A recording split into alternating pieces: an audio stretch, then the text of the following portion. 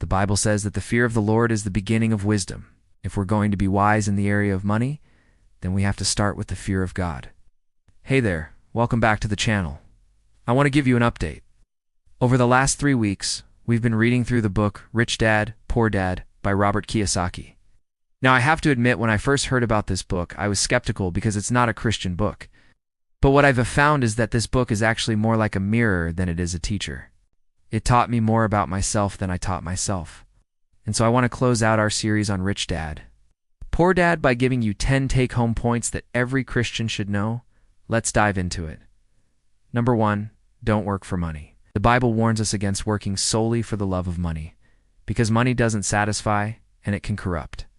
And so while money is good and money is important, it should not be your God. When we look at the character of the rich dad, he worked for freedom, worked to gain control over his time and his life. And the way that he did this was by building systems that allowed him to live the life he wanted to live. In other words, he didn't work for money, he worked for freedom. So ask yourself the question, why am I working? Is it because I need to pay my bills? Or is it because I'm working for something much bigger than just money? No.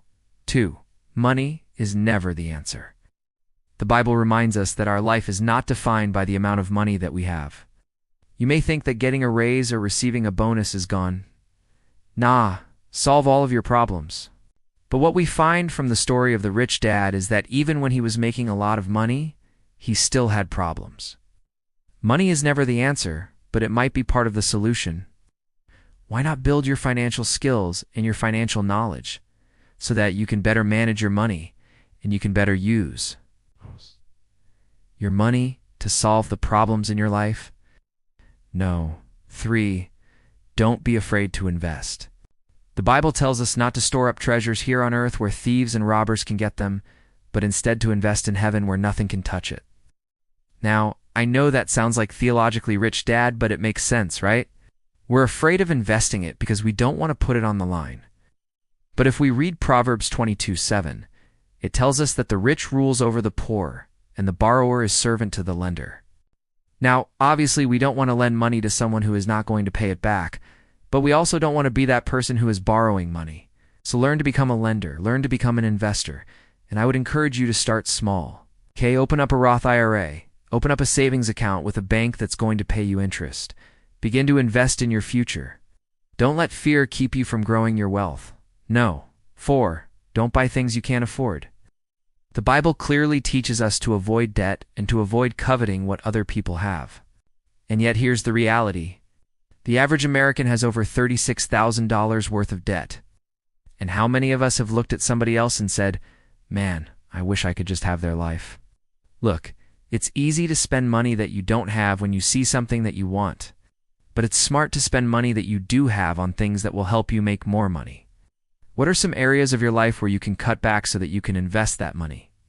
What are some areas where you can say no to extra spending so that you can say yes to investing in your future? 5, understand the difference between assets and liabilities. The Bible tells us that the borrower is a slave to the lender. But it also tells us that the rich man's wealth is made through his investments. You see, we're living in a day and age where everyone wants to be an influencer.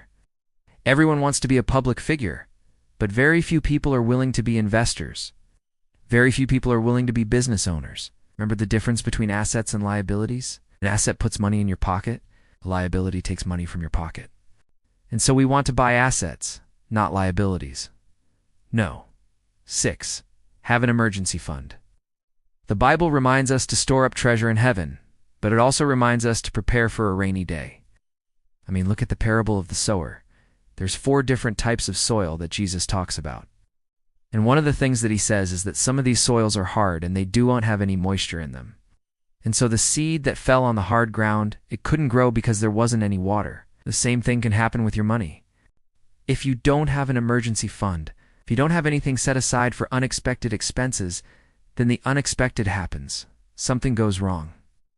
Something breaks down, and then you have to borrow money.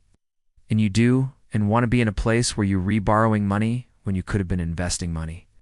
So I would challenge you to begin to save. Start with $50 a month. Start with $100 a month. Put money into your savings account so that you can sleep well at night, knowing that you have something set aside for emergencies. Number 7, get out of debt. The Bible clearly teaches us to stay away from debt. Proverbs 22:7 says the borrower will be a slave to the lender. And so if you're in debt, you're probably working for free. You're probably sending money to somebody else's pocket without even realizing it. Look, you're going to be tempted to go into debt. You're going to be tempted to finance things. But remember, everything that is financed is depreciating in value. That car that you're rebuying on credit is losing value as soon as you drive it off the lot. The new TV that you bought is losing value as soon as you turn it on.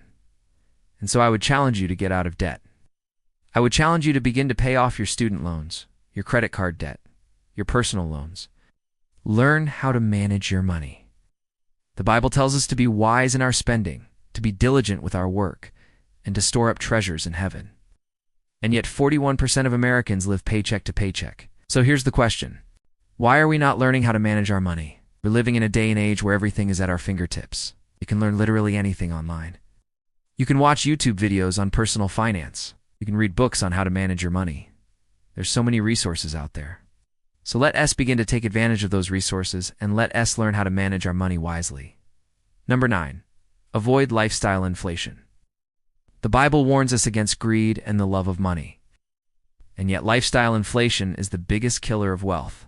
As soon as you get a raise, as soon as you get a bonus, you feel like you deserve it. So you buy a new car, you buy a bigger house, you buy nicer clothes. But the problem with lifestyle inflation is that your expenses go up, but your income stays the same.